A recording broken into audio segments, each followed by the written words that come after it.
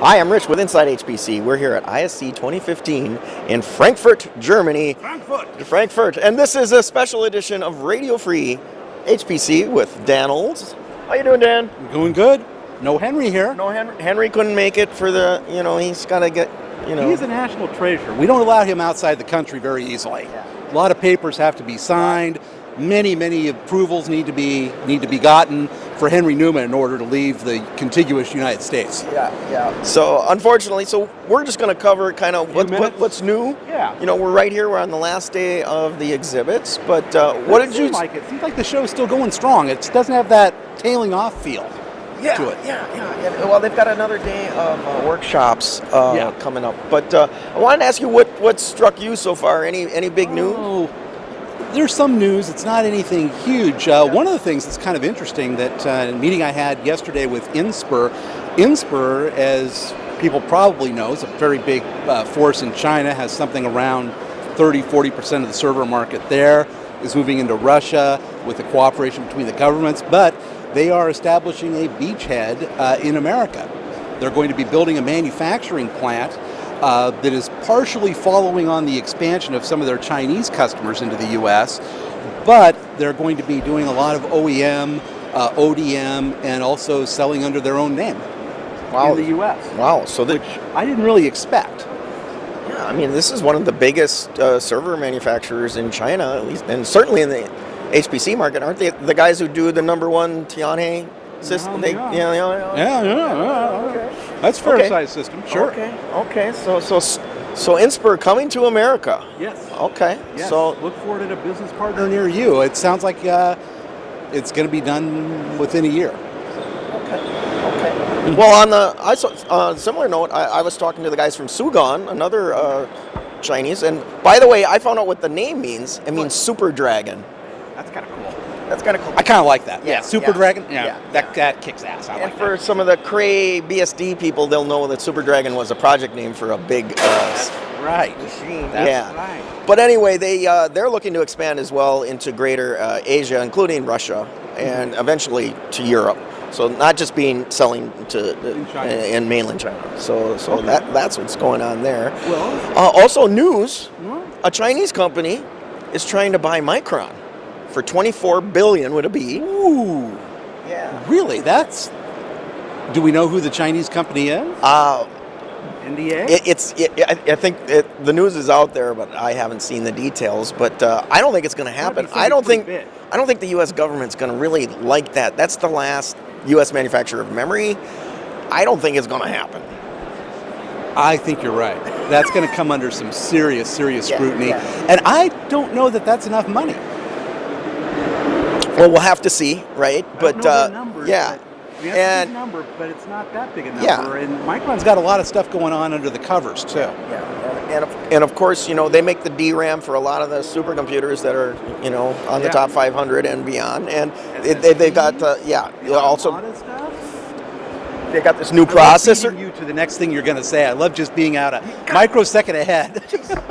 Well, to me, this is, because they're coming out with this automata processor. Yeah. It's a very novel thing for big data that, kind of maps to memory and does, huge arrays of things and very fast. Mm-hmm. So, for them to get bought by China right now would be, That's why I'm thinking maybe $24 billion is not enough.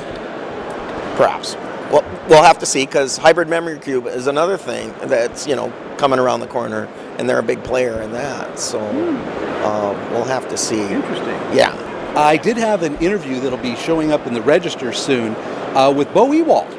Speaking of Cray and projects there. Okay, the former CEO of Cray, former CEO of Silicon Graphics, started out at Los Alamos. He's a legend in the business. Yeah. You shouldn't have to introduce him. Yeah. But I did anyway. And he's at D-Wave now, the quantum computing guy. Quantum computing. Okay. And it's early. Right? But there's something there, I think.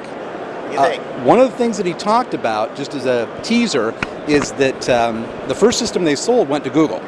And Google wanted to, of course, find sort of the performance envelope of the system. So they put together some synthetic benchmarks and then tested against off-the-shelf x86, regular boxes, same synthetic benchmarks. They saw 10,000 times speed up. 10,000x? Some of their tests, 10,000x, which I turned to Bo and said, I think that's a win. I mean, I think 10,000x is probably enough to get someone to go ahead and roll their own software and... Well, yeah, I mean, that was my question. Speed up. Yeah, that was my question for those guys. Is there a parallel universe where that thing is actually faster than a PC? Well, that's the thing. I get the feeling, I mean, I understand quantum computing from science fiction, bad science fiction that I'm getting from, Amazon Prime, guys that are 99-cent books. So when we're doing quantum computing, my vision is that we're actually putting it on someone else, some other poor dude's system out on at a multiverse. And he's like, why is my damn thing so slow all the time? Yeah. And it's because it's doing crunching for us, pal. Sorry. Yeah. But I don't think that's exactly how it works. No. They did not seem to spark when I threw that out. Do you think Bo knows how it works? Do you think he understands how it He works? knows more than I do. He understands more than I do about it.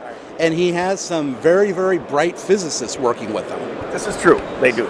So that's going to be something to watch. Okay. Well, in terms of new technologies, this week I wanted to note that ARM processing has really come out.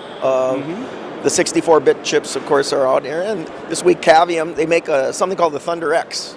Right? And I'm seeing this all over the floor with people that are putting it in servers. And what's changed in the past year, I talked to the E4 guys last year, and they said ARM didn't make any sense unless you accelerated it. They said, you got to have a GPU, or it's just, you're wasting your time. HPC-style workloads. Yes. For transactional workloads, web serving, stuff like that. Okay. That's Yeah.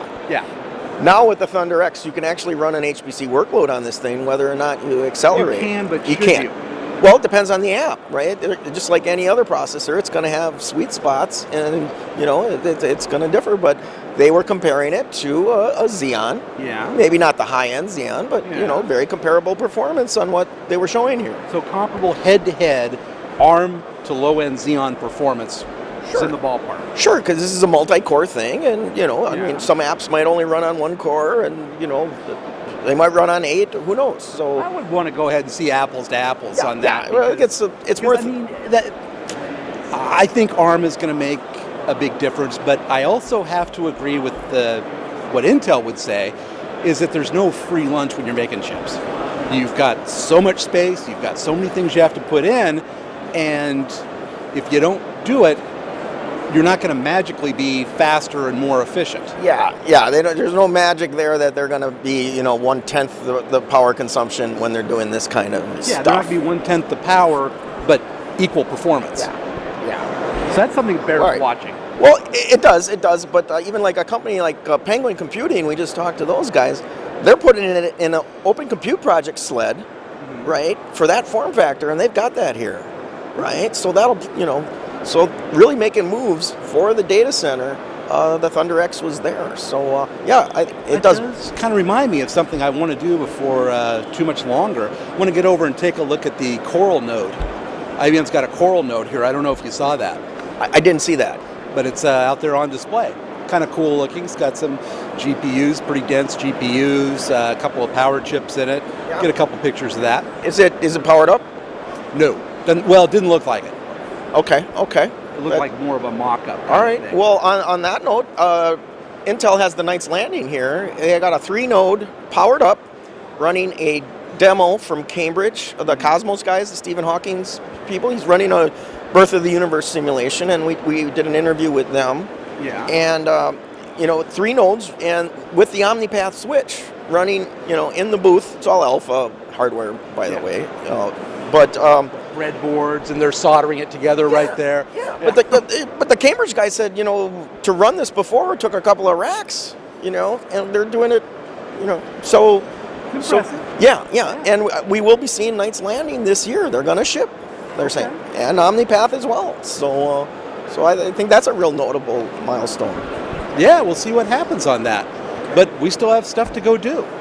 We do. We got one more day to finish up here, and you got your student clusters going to wrap up today. Yep. And any clues? Any clues for us? I heard there was a record set. No one's going to see this till after it's news, but. Are you sure about that? You're not going to let it slip? It is a deep. Well, I won't even get it out till Thursday, which is tomorrow. It's soonest. There is a new record in Linpack, and it was set with Boston Consulting Gear and Cool IT Cooling. Same setup with better chips that the Edinburgh boys used last year. And I believe it is 10.7 teraflops, which is an improvement of about 0.5 teraflops from last year. Okay. The second place team, I believe, equaled the record from last year. Really? So that's pretty cool. Okay. Yeah. All right. But it's not even official yet. They were still looking over and making sure. But there will be a new record this year. Okay. Well, that's very cool. And I won't ask you who the winner is because we don't know that yet, right? Not for sure. Not for sure. All right. Well, Dan, I really want to thank you for sharing with us today. Rich. Yeah. Thank you too. We should really do Radio Free in person more often. We do live in the same metro area, by the way, if you recall. We do. That's a good point. We could do it more often. Yeah. We'll find a bar that's located somewhere in between the two of us and do it there. Okay. That's We'll get a live audience. Yeah. Live studio audience. Put Henry on a monitor in between us. I think we need a cardboard Henry. I think that would be a popular item for sale at Supercomputing. He's kind of an icon. We can do that, but I also want to make his lips move. Want to have a little switch. Okay. Oh, that would be pretty. We could do that. Just a hinge and. Shut up, Dan. You're stupid. You don't know what you're talking about. You could not be more wrong. You could not be more wrong. Yeah. All right. Dan, you're an idiot. Yeah, that'd be easy to program. Well, on that preview note, we'll sign off from Leipzig. This is Radio Free. No, we're going to go ahead and sign off from Frankfurt this time.